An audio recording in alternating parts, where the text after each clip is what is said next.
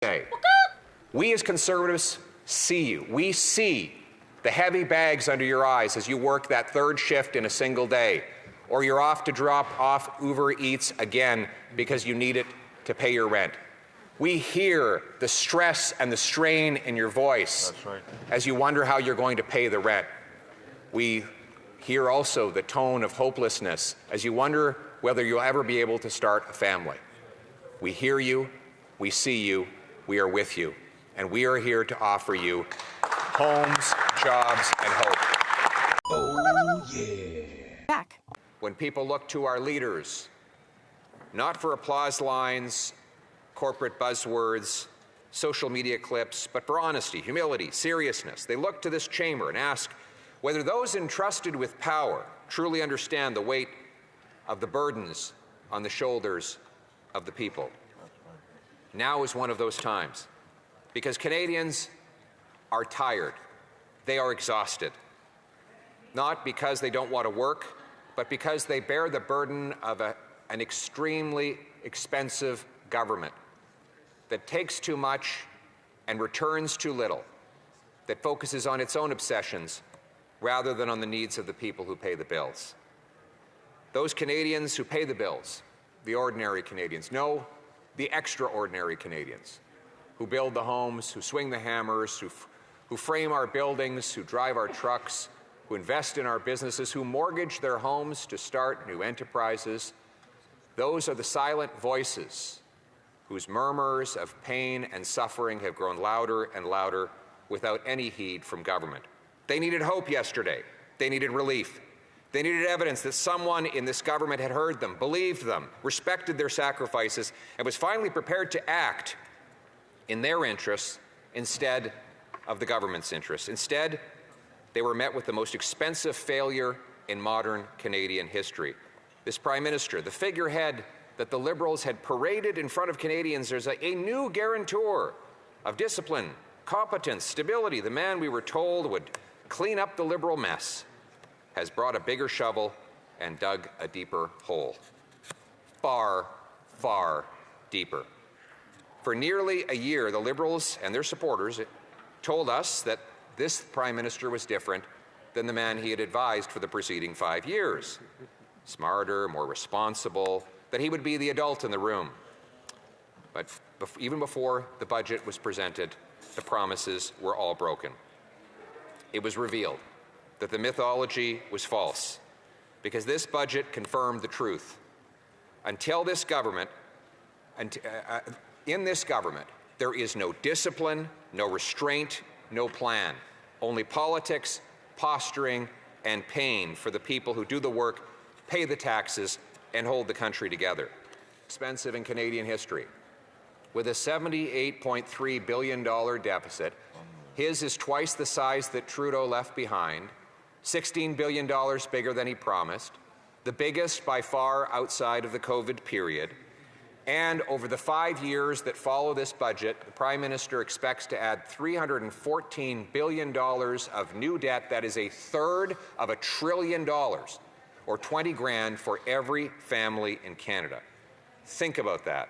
We were told that the adults were finally here, but instead, the bill payers of this country are being told to brace for yet another reckless round of spending.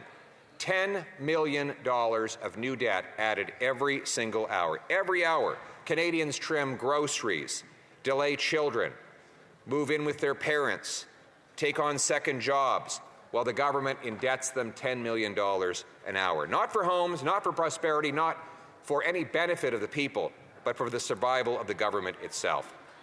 And where does this indulgence take us all?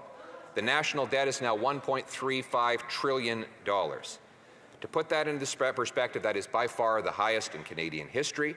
A newborn child in this country is born with $30,000 of debt to his name, and a family of four, $120,000 of debt. That is a small mortgage for most people, and that is just the debt they owe through their federal government. They have to put their dreams on hold to pay this crushing burden. And what do they get for it? More doctors, more nurses, more homes, more paychecks? No, none of the above, Madam Speaker. The money goes to interest on that debt. This government is now spending $55.6 billion. That's more than we transfer for health care to the provinces, more than the government collects in GST. So when you pay GST next time on a purchase, know that every penny is going to pay bankers and bondholders rather than paying nurses and doctors. That is the human cost. Every year, Canadian families spend $3,300 on interest for the federal debt alone, money that will not fund a single MRI machine. It will be waste layered upon waste. And while Canadians tighten their belts, eat lower quality food and less of it, they hold off on their dreams. Liberals offer one thing in return: decline disguised as virtue. They promised that the debt to GDP ratio would fall. It rises. This Prime Minister promised that confidence would return and investment would return. But then on his own budget graph shows that investment is actually collapsing in real time. Every single quarter that he has been in office in this calendar year, we'll have seen a serious decline in investment. So much for spend less and invest more. Mr. Speaker, they promised stability. They delivered stagnation. They promised the next generation a fair shot. They've delivered them a sentence to slow growth and high costs. And that might sound like economists speak, but here is the real human cost of that. As Canadians walk into grocery stores, they see that since March, when the Prime Minister was elected on the promise that he would be judged by the prices at the grocery store, strawberries are up 25%, beef sirloin up 25%, beef stew up 20%, coffee 20%, chicken and drumsticks up 17%, salad dressing another 17%, pork ribs 15%, chicken thighs 14%, even basic mushrooms 13%. Canadians are not eating gourmet, Madam Speaker. In fact, many of them are not eating some days at all. A recent poll by a recent survey and study done by a food bank association demonstrated that over 10% of Canadians are now skipping meals for an entire day because they cannot afford to eat. Food bank usage tells the story. It has doubled since 2019, when this Prime Minister became the economic advisor to his predecessor. 1 in 5 Canadians who go to a food bank have a job, but their paycheck doesn't buy them food. And while the Liberals keep telling us that they're going to bring in a school food program, since they made that promise, children going to food banks have doubled to 700,000 a year. A month. 700,000 children a month are relying on food banks. And hanging over every farm, every factory, every trucker who moves goods, every person who has anything in a modern civilized life is the massive and growing industrial carbon tax. Yes, it is still there. It's true, the government has paused the visible carbon tax thanks to Conservative pressure. But they have maintained, and in this budget decided to increase the industrial carbon tax, which punishes those who produce food and those who build homes. Let me quote directly from the food professor, who warned, "It's not gone. The industrial carbon tax, the worst part, is still there. Only the consumer portion was reduced to zero. Processors and growers shoulder heavy costs. The industrial carbon tax remains. Pay attention. It continues to erode competitiveness in the agri-food sector. And most damning of all, the U.S. produces food more efficiently and more cheaply than we do. The cost gap is growing, not shrinking. When experts are practically begging the government to stop harming food production with high taxes on every aspect of the food chain, then this is a matter of ideology, not of human need. And let us be very clear what this tax actually is.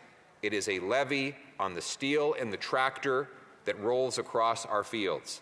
Every grain dryer that preserves and dries the harvest, every greenhouse heater that helps vegetables grow in the winter, every truck that ships food from farm to table, every bag of fertilizer, every pallet of lumber, every sack of cement, every pound of steel, every piece of rebar, every roofing truss, and every load of drywall becomes more expensive when you apply a carbon tax on the things that Canadians make. It might be a well-concealed tax, but it is an extremely expensive tax, one that the Prime Minister plans to more than double over the next several years and keep increasing even after that. It is no wonder, therefore, that the government is actually increasing food prices in Canada at faster rate than in the United States. Now, it's not just food, it's housing. The carbon tax applies, the industrial carbon tax applies on everything that housing makes. And to give a little bit of chump change back to a very small number of people who happen to meet the exact and highly limited definition, the government has provided a unworkable GST rebate, only going to first-time buyers who buy new homes. Here's the problem with that. The Venn diagram of new buyer and new home is next to nothing. New buyers typically buy resale homes. Those never had taxes on them in the first place. Typically, new homes are bought by second, third, fourth, and fifth-time home buyers because, of course, new homes are more expensive, and you have to have already been in the market. That's right. So the Prime Minister has successfully engineered a rebate that 95% of Canadians are ineligible to receive. It's basically worthless to almost all of the people of the country. Meanwhile, he made a promise that he would help the municipalities cut their development taxes in half. That promise goes unkept, and so today, in this province of Ontario, 30% of the cost of a new home is taxes, taxes, and taxes. And the Prime Minister has not removed or eliminated those taxes despite the promise that he made in the election. And let me quote, therefore, Scott Anderson, Chief Executive Officer of the Ontario Home Builders Association, and I quote, "The government's inaction will put 40,000 jobs in Ontario at risk, from architects and engineers to trades and sub-trades across the residential construction sector. The estimated direct and indirect economic impact from these job losses on Ontario's economy is $5.3 billion.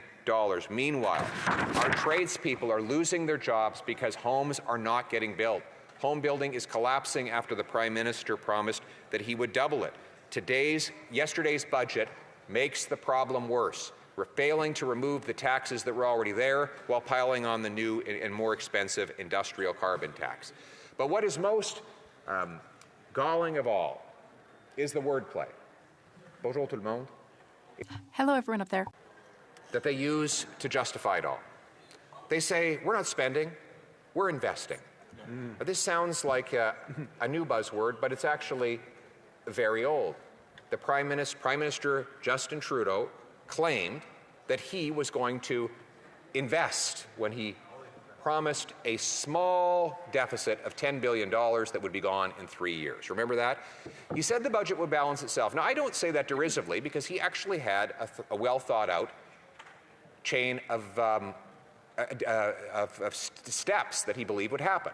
He said, if you borrow money and you spend it in the economy, it will cause economic growth and investment that will then go back into tax revenues and the budget will balance itself. That is, he didn't express it in those sorts of terms, but that's what he meant. And that's exactly what the Prime Minister today is promising. He's claiming that deficits can be converted into investment. Well, there's 3 reasons why that never happens. First of all, and by the way, you don't have to take my word for it. The investment numbers themselves are clear. Since the government started adding new debt, investment in Canada has collapsed. We had the worst investment per capita of any country in the G7 and the worst drop in Canadian history as the Liberals doubled deficits. So there is a negative correlation between deficits and investment. Why? First, everything comes from something. Nothing comes from nothing. Governments get deficit financing only 2 ways. They print it or they borrow it. If they print it, they increase the money supply faster than the things money buys and you get inflation. We've seen that. Or they borrow it out of the marketplace. That somebody has to lend it, meaning the money that is lent to the government cannot be put to other more productive uses. This is called the crowding out effect. That's what economists call it. It's when government borrows money out of the economy, depriving the private sector of the investment that it needs for more productive activities. And therefore, when government borrows out of the economy in order to spend back into the economy, there is no net increase in economic activity. It is simply redirected to another purpose, away from productive private sector investment towards unproductive government spending. And so you take money away from factories, pipelines, warehouses, tech research, and other income-generating assets to give it to bureaucracy that ultimately devours the money and never produces a return. Now, we saw this. The most incredible example, of course, was in Israel, which was running massive deficits in the 1990s and paying out 6% interest on its government bonds. This starved the Israeli economy of investment. When the government finally stopped spending, balanced its budget, investment in the tech sector exploded because bondholders were forced to actually invest in productive R&D rather than passively handing their money over for a government-guaranteed return. And as a result of paying down debt, they unlocked more investment, and there was a venture capital boom that meant that right now Israel has more companies trading on the NASDAQ exchange than does all of Europe, a continent with 75 times more people. So if we want to unlock investment, one of the things we need to stop doing is borrowing that investment out of the economy. Instead, leave it in the hands of productive private sector investment that will grow and expand our economy. The second reason, la deuxième raison pour laquelle why governments' deficits don't produce more investment and economic activity as well is because people are not stupid. They know that today's deficits are tomorrow's taxes. And so businesses and individuals tend to hoard their money in anticipation of future tax increases when they see that there are large-scale deficits in the present. This has been borne out by research by the IMF, which found that high-debt countries like Canada with high deficits tend to have households holding back on investments of their own, and the same goes for business. The only reason why money-making projects do not happen in Canada is not because we aren't spending and borrowing enough money. It's because the government is standing in the way of those very same projects. What it needs to do is get out of the way. Get out of the way.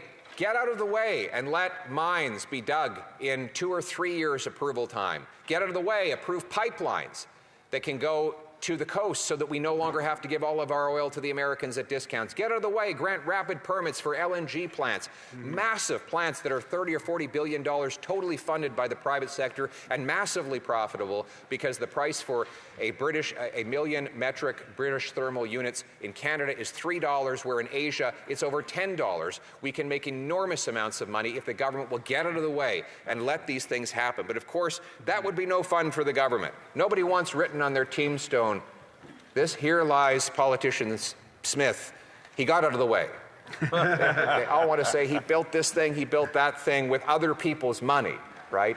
And so it serves the ego of the politician to take the money out of the economy and put it back somewhere else, even though it costs enormous amounts, or to block this economic activity only to subsidize that same economic activity. You know, it's like the great President Ronald Reagan said, if a liberal sees something that moves, they tax it. If it keeps moving, they regulate it. And when it stops moving, they subsidize it. Why not just do none of the above? Why not just get out of the way and let free people, entrepreneurs, workers, unlock their incredible natural potential to build, make, move, fix, develop, and invent things for all of us? That would be a much more sensible way to get investment. The Liberals have offered us nothing but managed decline. We want national renewal. They've offered excuses. We, as Conservatives, offer results. They offer debt and drift. We offer discipline and direction. They offer scarcity. We offer possibility. They offer a failed past. We offer a bright future. They trust only in themselves to run the lives of other people. We trust in the Canadian people to make their own decisions for themselves. Nous do it. We want to lower the taxes on work, investment, home building, and energy. Let's cut income taxes for real, not $83 a year, a real income tax cut that will actually boost take-home pay and reward hard work. Let's get rid of taxes on energy, like the industrial carbon tax. Let's get rid of all taxes on home building, which would be enough to reduce home building costs in some provinces by as much as $200 $100,000. Let's get rid of investment. Let's get rid of taxes on investment. You want more investment? Stop taxing investment. No capital gains tax for anybody who reinvests in Canada. That would be a way to get lots of investment going. We need to unlock and reward the entrepreneurship of this country. But right now, our entrepreneurs are like eagles locked in a bird cage. They can't go anywhere because they're hemmed in and blocked from flying by high government taxes and heavy regulatory burden. We want to liberate Canadians to spread their wings, their economic wings, and fly. We want this to be the most rewarding place for people to work, start a business, build a home, dig a mine, set up a factory, make stuff again. That is the country that we envision, Madam Speaker. We want sound money so that when hardworking waitresses and assembly line workers get their paycheck and put it in the bank account, it doesn't lose its value with each passing day. That means we have to stop the violence the government is doing to our money. Stop the money printing. Get the Bank of Canada back to its job of core low inflation and and ultimately address the real foundational problem, which is that the government is spending money it does not have on things we do not need. Let's control the government's spending so that the Canadian people can have strong, sound money again. The Liberals want a country where the government is rich and the people are poor. We want the people to live with abundance and opportunity. And that, by the way, means we need to unlock energy. There has been no history in the world of defeating poverty that has not involved low cost and abundant energy. We, on the Conservative side, want to unlock the trillions of dollars of oil and gas and uranium and hydroelectricity, our water, our rocks, our molecules, our atoms used for our benefit here in a sovereign and strong Canada. Hear, hear. That is our vision. This is a bright and optimistic vision, and it's one that I think is going to inspire our young people who are in so desperate need of hope. And I want to say to our youth today, we as Conservatives see you. We see the heavy bags under your eyes as you work that third shift in a single day, or you're off to drop off Uber Eats again because you need it to pay your rent. We hear the stress and the strain in your voice as you wonder how you're going to pay the rent. We hear also the tone of hopelessness as you wonder whether you'll ever be able to start a family. We hear you, we see you, we are with you. And we are here to offer you homes, jobs, and hope.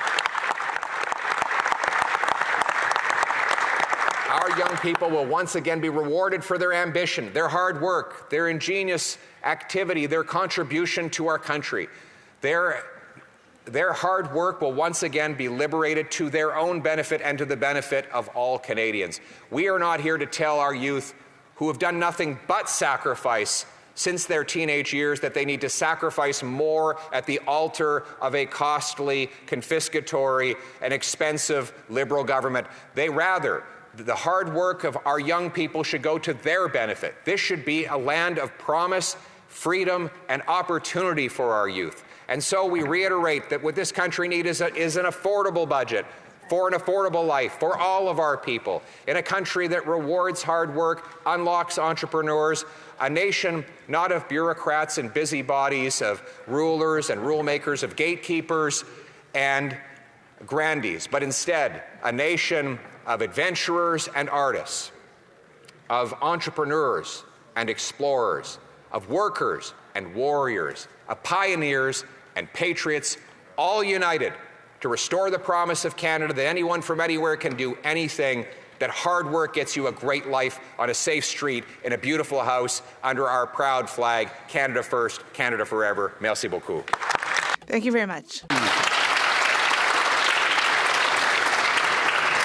Questions and comments. The Honourable Parliamentary Secretary to the Government House Leader. Yes, thank you, Madam Speaker. You know, I remember the day when the Leader of the official opposition sat in the government benches when they took a multi-billion-dollar surplus from Ralph Goodale and turned it into a multi-billion-dollar deficit, and it fed through. Now, if you take a look in real dollars, the value of the dollar today compared to what it was back in 2009, 2010 budget, his budget back then had more of a deficit than this budget. Yet they are building their case, Madam Speaker, on an issue that is somewhat surprising, because he sat around a government in real dollars that had more of a deficit than what is proposed in this budget. Does he not see any inconsistency in that, Madam Speaker? Honourable Leader of the Opposition. Yes, I do see a lot of inconsistency in the member's question, Madam Speaker. His leader was elected promising to spend less. He's spending 100% more in deficits than his predecessor. He promised that he would deliver the fastest growing economy in the G7. He's delivered the fastest shrinking economy. He promised more investment, but the government's own documents in the budget demonstrate investment is collapsing since he took office as Prime Minister. He promised he would double home building, and home building is expected now by his own government agency to drop by 13%. This Prime Minister has broken every single promise he made, and he's only 7 months into his term. He's also proving, despite the assumption that because he dresses more in a more corporate image that he would be better with money, he's more expensive than Justin Trudeau by every objective measure. The debt and the spending is more expensive today. No, member for Saanich Guildford. Thank you, Mr. Speaker. It's so rare to have the opportunity that the Leader of the Official Opposition gives a sufficiently long speech that the questions get around to me. So I want to thank him for that from the bottom of my heart. And I do want to say that I'll probably be voting the same way that he will on this budget, unless changes are made. But I wanted to ask a question because I know he's a reader and thinks about issues, and I'm fascinated by the fact that this Prime Minister appears to be taking his main policy advice from a book called Abundance. I'm sure he's heard of it, big bestseller by Ezra Klein, New York Times columnist. And his thesis, the entire book Abundance, comes to this, which sounds like a conservative speech in Canada, but for one thing, the whole book is about the United States. So the basic thesis of Ezra Klein and Derek Thompson's book is that you can't build anything in the United States. There's just too many regulations, too much red tape.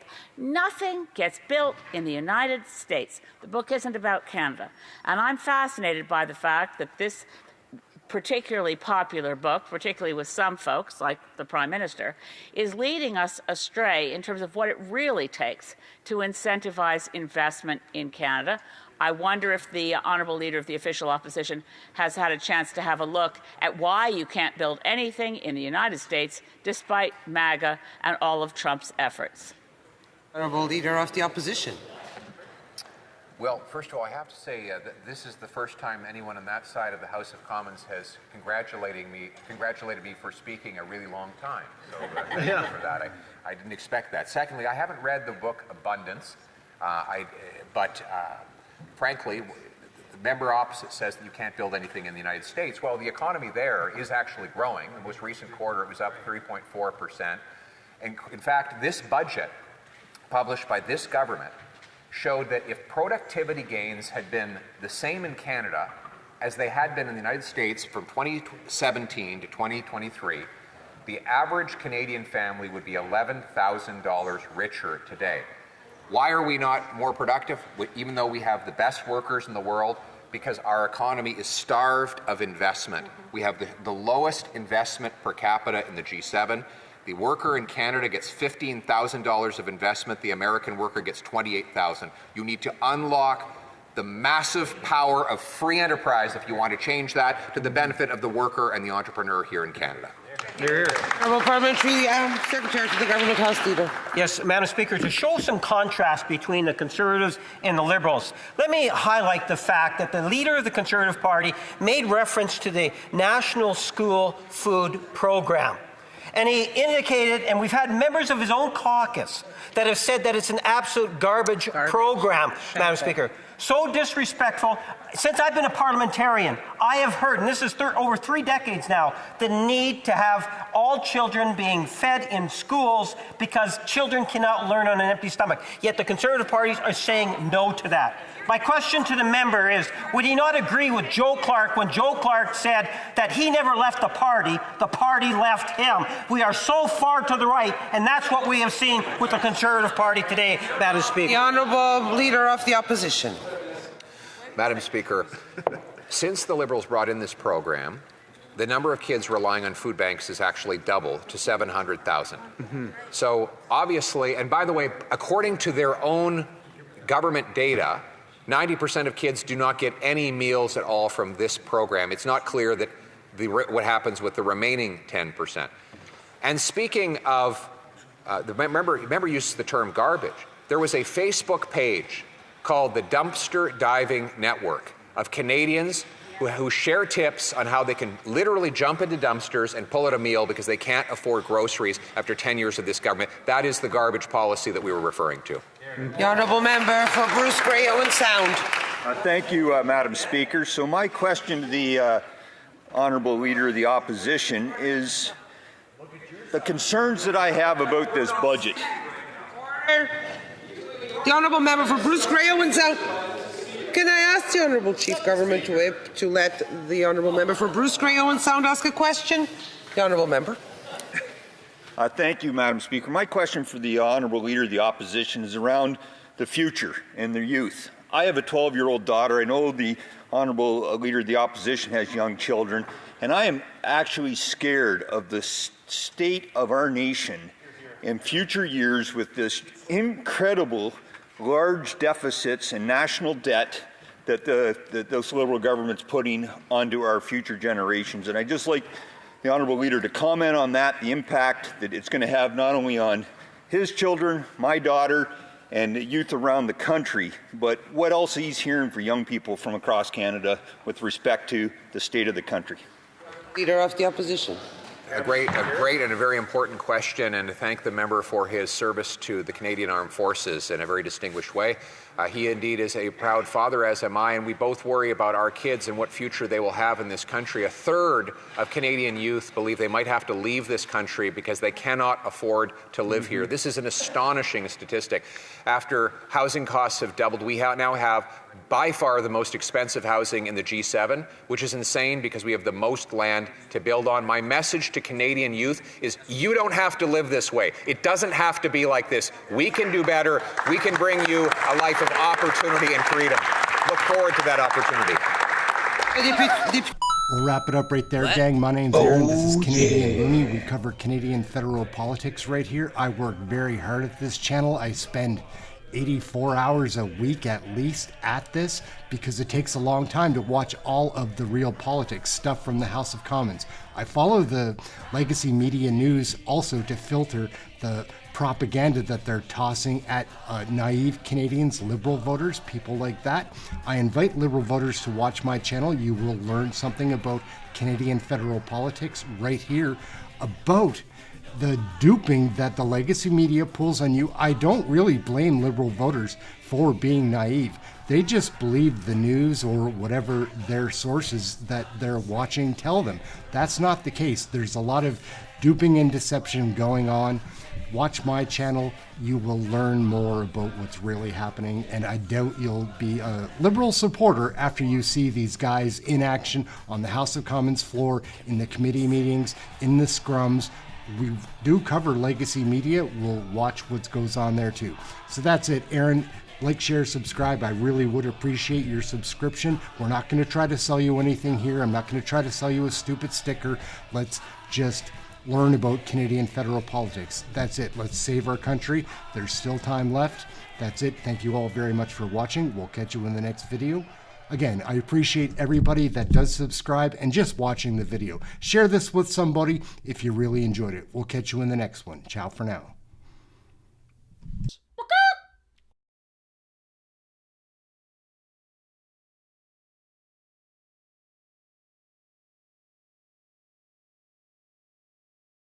Look inside yourself, Rosemary.